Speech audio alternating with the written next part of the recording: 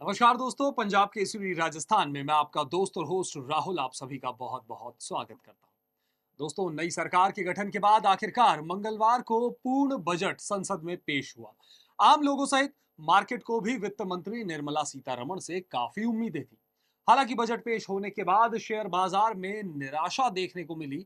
Sensex करीब 1200 अंक लुढ़क गया।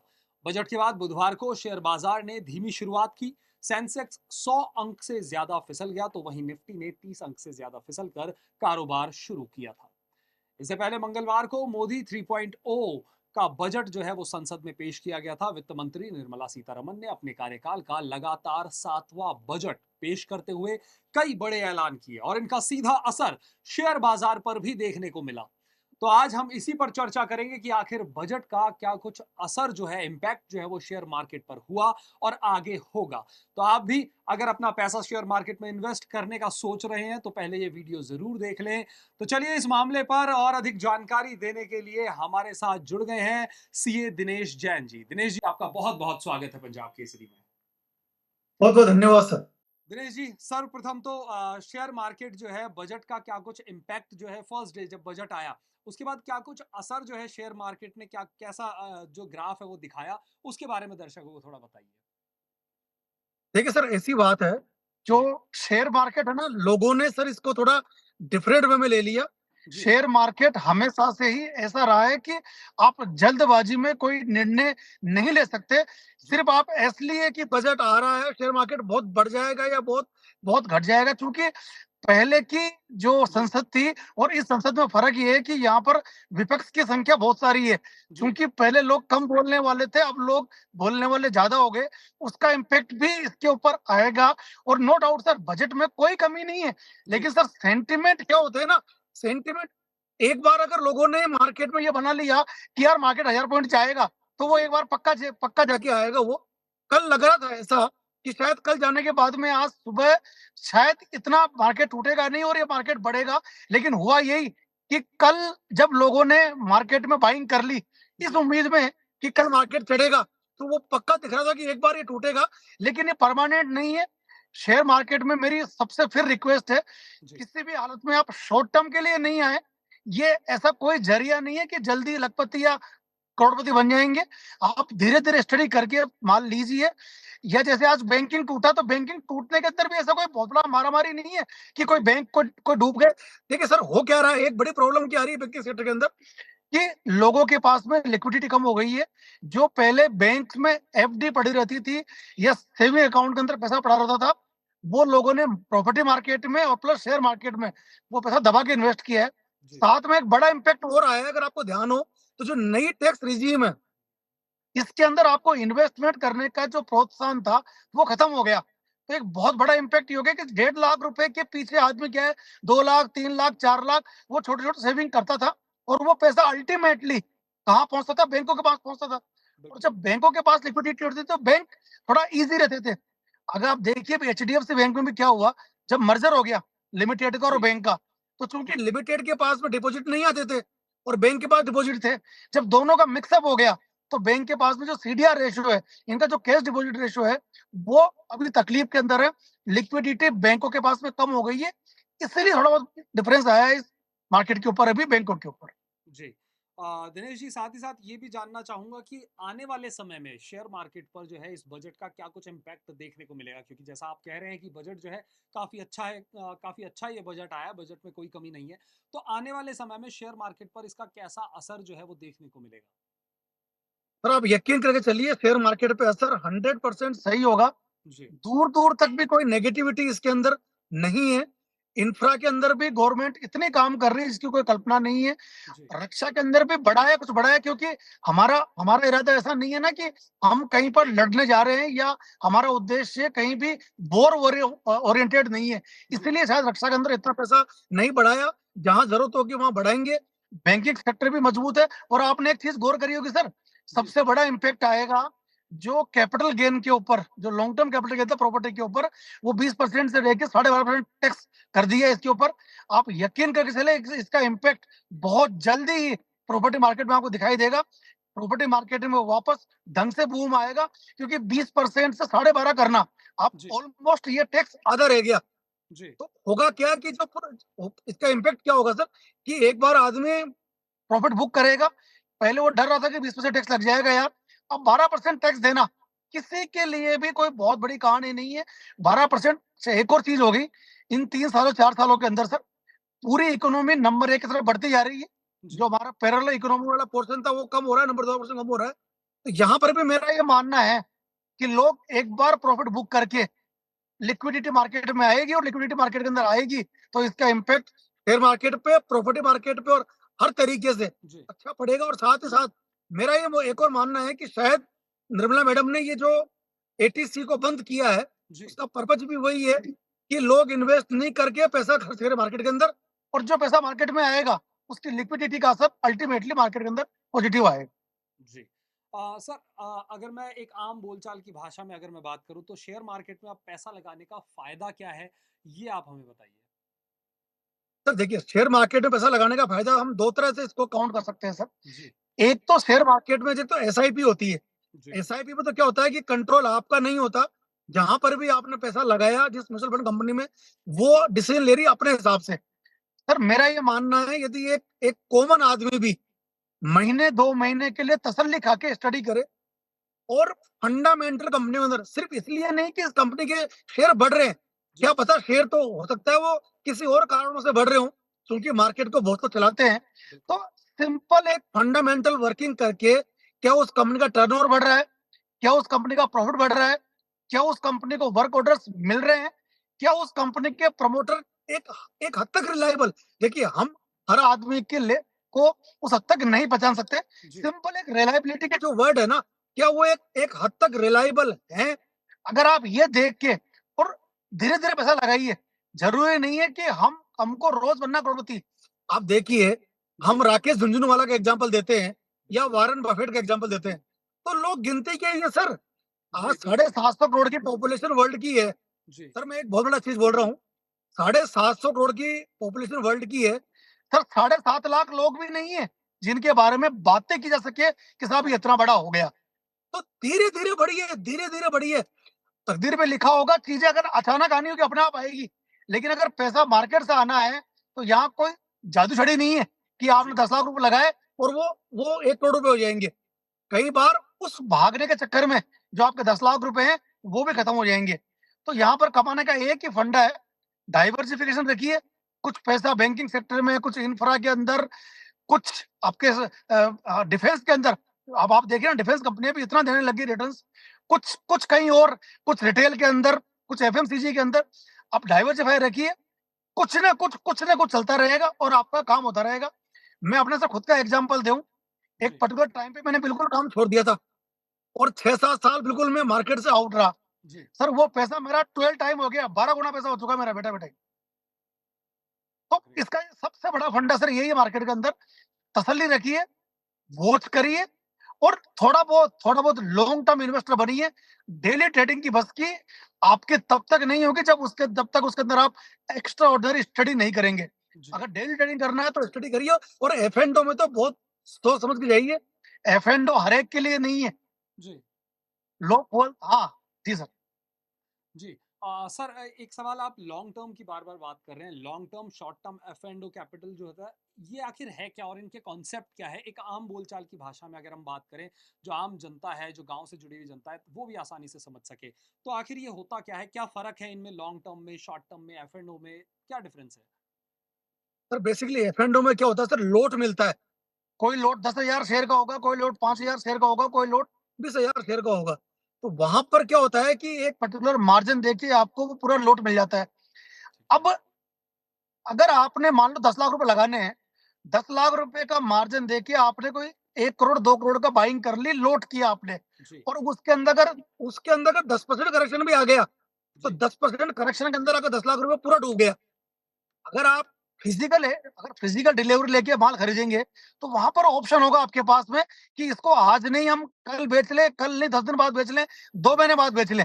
लेकिन अगर आपने एफ&ओ में लिया, तो आपको उस माल को हर हालत में काटना ही पड़ेगा, अदरवाइज़ शाम को मार्जिन देने की बस की आपकी नहीं रहेगी। लॉन्ग टर्म और शॉर्ट टर्म सर मैं बात कर रहा था आपसे प्रॉपर्टी मार्केट में। प्रॉपर्टी मार्केट के अंदर यदि 3 साल प्रॉपर्टी को आप होल्ड करके फिर बेचते हैं, तो वो होता है लॉन्ग टर्म कैपिटल गेन। 3 साल से कम होल्ड करके बेचते हैं, जी, वो होता है शॉर्ट टर्म कैपिटल गेन। यदि शॉर्ट टर्म कैपिटल गेन होता है, तो वो जो नॉर्मल आपकी इनकम का पार्ट हो जाता है और आपकी टैक्स स्लैब 10, 20, 30% की जैसे होती है वैसे ही आएगी। जी, यदि आप अपर स्लैब के अंदर हैं, तो यू हैव टू पे 30% टैक्स। लेकिन अगर वो लॉन्ग टर्म कैपिटल गेन हुआ है, तो अर्लियर इसके ऊपर था 20% टैक्स, इस फाइनेंशियल ईयर से इस पे जी, टैक्स रह गया 12.5% का। तो 12.5% और 20 के अंदर फर्क हो गया, ऑलमोस्ट डबल का फर्क हो गया। बिल्कुल। ऐसे ही शेयर मार्केट में होता है। यदि आपने कोई शेयर को होल्ड करा 12 महीने के लिए, तो जी, वो लॉन्ग टर्म कैपिटल गेन। यदि आपने उसको 12 महीने से कम के लिए होल्ड करा, तो वो शॉर्ट टर्म कैपिटल गेन। दोनों का टैक्सेशन में फर्क है। Short term capital gain normal income का पार्ट होता है और लॉन्ग टर्म कैपिटल गेन के ऊपर टैक्सेशन कम लगता है। तो लॉन्ग टर्म का एक फायदा ये भी होगा कि आपको रिटर्न अच्छा मिलेगा, आपका टैक्स भी कम लगेगा। बस मेरा यही कहना है, शेयर मार्केट बहुत बहुत तसल्ली की चीज है। तसल्ली रख के काम करिए, तो ही इसमें से कमा के बाहर निकलेंगे। बाकी ऐसा कोई सूरमा नहीं है जो जो 1 के 10 करके 1 महीने में बाहर निकल जाए। जी। बिल्कुल सर। सर आपने पॉजिटिव बहुत फैक्टर्स आपने इस दौरान बताए। एक आपने नेगेटिव भी कहा कि मतलब कि बहुत तसल्ली के साथ आपको करना पड़ता है। तो और क्या जो नेगेटिव फैक्टर हैं, रिस्क फैक्टर्स की अगर मैं बात करूँ, तो शेयर मार्केट में क्या कुछ रिस्क फैक्टर जो हैं वो रहते हैं? सर बड़ा रिस्क फैक्टर तो है, ये जो आप पोल्स के ऊपर काम करते हैं ना कि उसने मुझे बोला या जी, उसने मुझे बताया, तो आप करेक्ट। बताने के ऊपर काम मत करिए। होता क्या है सर, बताने वाले का कुछ नहीं बिगड़ रहा है, जो जी, बिगड़ेगा वो आपका बिगड़ेगा। सिर्फ और सिर्फ किसी व्हाट्सएप ग्रुप पर ऊपर आ गया, या जी, किसी इंस्टाग्राम के ऊपर आ गया, या फेसबुक के ऊपर आ गया, या फिर आपका पड़ोसी ले रहा है इसलिए आप भी ले रहे हो, ऐसा काम मत करिए। अगर आप कोई भी इन्वेस्ट कर रहे हैं, आपकी खून पसीने की कमाई है। जी, जैसे हम एक एक रुपए को बहुत तरीके से इन्वेस्ट करते हैं, तो जी, वही काम आपको यहाँ पर करना पड़ेगा कि यदि कोई भी आप बड़ा इन्वेस्टमेंट करने जा रहे हैं, तो पहले स्टडी करिए। बिना देखिए, एक चीज और है सर, जी, आपने इन्वेस्ट नहीं किया, तो आपके पास खोने के लिए कुछ भी नहीं है। लेकिन आपने कर दिया, और अगर वो मार्केट बहुत बड़ा टूट गया, तो आपके पास जी, खोने के लिए बहुत कुछ है। बहुत कुछ तो यहाँ पर मेरा नेगेटिव पॉइंट यही है सर कि किसी की बातों में मत आइए, किसी के कहने से इन्वेस्ट मत करिए, और इसलिए मत करिए कि ये बड़ा बन गया। सर राकेश झुनझुनवाला एक ही बना ना, है। कौन जी, से हमारे हिंदुस्तान में राकेश झुनझुनवाला जैसे को 100 एग्जांपल न कभी हुए और न कभी होने वाले हैं। तो हर कोई वारेन बफे या राकेश झुनझुनवाला नहीं बन सकता। हाँ, यदि हमको उस तरफ बनने की कोशिश करनी है, तो धीरे-धीरे स्टडी करके, और एक आपकी इनकम का एक सर्टेन पोर्शन, ऐसा नहीं होगा कि आपके अकाउंट के अंदर 20 लाख रुपए पड़े हैं या 50 लाख पड़े हैं, पूरे डाल दिया आपने। उसका एक हिस्सा डालिए, वो एक हद तक बढ़ता है, फिर आगे और डालिए, फिर आगे और डालिए। पूरा पैसा एक बार में आप इन्वेस्ट नहीं कर सकते। बिल्कुल। सर एक साथ ही आपने कहा कि किसी की बातों में मत जाइए। सोशल मीडिया पर आजकल बहुत सारे ग्रुप्स बने हुए हैं जो कि आप बताते हैं कि इसमें इन्वेस्ट कीजिए, आपका पैसा डबल हो जाएगा, ट्रिपल हो जाएगा, आने वाले इतने समय में ये इतना प्रॉफिट आपको देंगे। तो इन ग्रुप्स पे आखिर कितना भरोसा किया जाए? सर आप देखिए, एक चीज समझिए ना सर, यही जी, काम बाबाओं का भी होता है कि कई लोग जी, बाबाओं के चक्कर में आ जाते हैं कि बेटा तू 1 रुपया दे, तेरा तेरा तेरा 10 टाइम कर दूंगा मैं। बिल्कुल, अरे अगर सर वो 10 टाइम करने की पोजीशन में होता, तो बाबा क्यों बनता? करेक्ट, ये जो ग्रुप वाले, यदि इनके पास इतनी बस की होती सर, कि इनकी अगर अगर इनका जो बताया हुआ प्लान अगर वो सटीक होता, तो आप सोचिए ना, वो खुद 10,000 करोड़ का 20,000 करोड़ का आदमी होता ना, वो हमको राय क्यों दे रहा होता? उसका बिल्कुल, काम सिर्फ यही है सर। अच्छा एक और चीज देखिए सर, यहाँ पर क्या होता जी, है, शेयर मार्केट में एक बड़ा संकट और है सर। और ये आप देखना, जनरल हो सकता है कभी आपने फील किया होगा कि जब आप इनिशियल लेवल पैसा लगाते हैं किसी के कहने के ऊपर, तो डे वन पे वो आपको अच्छा प्रॉफिट देके जाएगा। वो जो डे वन का अच्छा प्रॉफिट है ना, यही आप बोलेगा अरे यार ये तो मैंने बहुत कम लगाए। सपोज करिए आपने 5 लाख लगाए, उसमें 1 लाख बिल्कुल, कमा लिया आपने। आप सोचेंगे अरे यार मैंने 5 लाख क्यों लगाए, मैं कम से कम 5 करोड़ लगाता तो मैं 1 करोड़ कमा लेता। अच्छा ऐसा नहीं प्रॉफिट होता है निकल भाई। जाता। हाँ, ऐसा कभी भी नहीं होता है। ये तो एक चांस की बात थी, और उस चांस को रोज आने दीजिए। लाइफ में कभी भी सर एक बात बताइए ना, 70 साल जीता है आदमी, तो ये थोड़ी बोलता है कि मैं सारा काम आज ही खा लूँ, आज ही पी लूँ, आज ही पहन लूँ, आज ही सो लूँ मैं। बिल्कुल, 70 साल के जो चीज़ें रोज बटी हुई है ना, तो ऐसे ही आप जो बिज़नेस कर रहे हैं, जो व्यापार कर रहे हैं, वो रोज आगे बढ़ेगा। तो किसी के कहने से काम नहीं चलता है। वो अच्छा सर एक और ज़रूरी है, ये जो जी, ग्रुप वाले बोलते हैं, जी, ज़रूरी नहीं है कि वो अपनी स्टडी करके बोल रहा है। उसने भी कहीं सुना होगा, उठाए ग्रुप पे डाल दिया। बिल्कुल, ये इसकी गारंटी कौन देगा कि उसने खुद ने स्टडी करी? और आप आजकल देखिए रोज़ आ रहा है टीवी के ऊपर भी सर, रोज़ आ रहा है कि इस तरह से हम किसी की बातों के अंदर आके अपनी खून पसीने की कमाई को जाया नहीं कर सकते। बिल्कुल, बिल्कुल। सर एक आखिरी सवाल है शेयर मार्केट में पैसा लगाएँ इस वक़्त अगर किसी के पास पैसा पड़ा है इस वक़्त वो इन्वेस्ट करने की सोच रहे हैं, तो वो शेयर मार्केट में इन्वेस्ट करे अपना पैसा, सोना-चांदी में इन्वेस्ट करे, ज़मीन में, कहाँ इन्वेस्ट करना इस वक़्त सही रहेगा इस बजट को देखते हुए?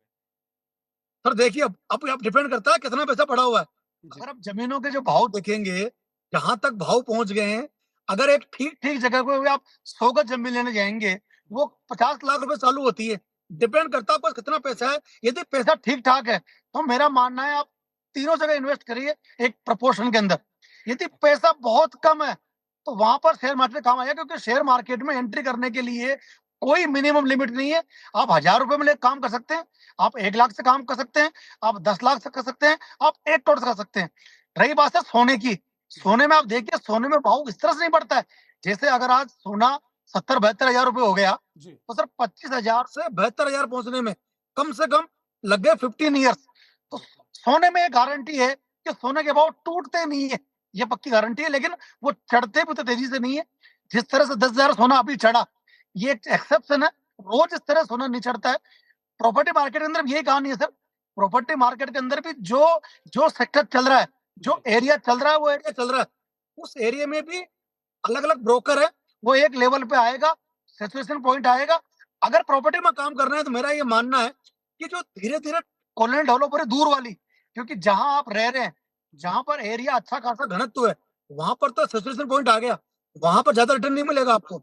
ज़्यादा रिटर्न मिलेगा थोड़ी-थोड़ी जो दूर की कॉलोनी डेवलप हो रही है। जी, एक और चीज़ सर मैं कहूँगा ज़रूर से, अप्रूव्ड प्रॉपर्टी पे जाइए, जो नॉन अप्रूव्ड प्रॉपर्टी होती है, कोशिश करें दूर रहें इससे क्योंकि वही वही रिस्क है कि कमाने के चक्कर के अंदर कहीं जितना रुपया आपने लगाया, वो पूरा का पूरा दूर नहीं हो जाए। अभी आप जयपुर में देखिए, पूरी जगह पे अतिक्रमण हो रहा है और बिल्कुल, जेडीए बुरी तरह लगा हुआ है कि उन अतिक्रमण को ध्वस्त करें। तो बिल्कुल। जो भी आप प्रॉपर्टी ले रहे हैं सोसाइटी वाली, उसके पेपर, कागज़ात ज़रूर पूरी तरह आप तस्दीक करें उसकी, उसके बाद ही निवेश करें प्रॉपर्टी के अंदर।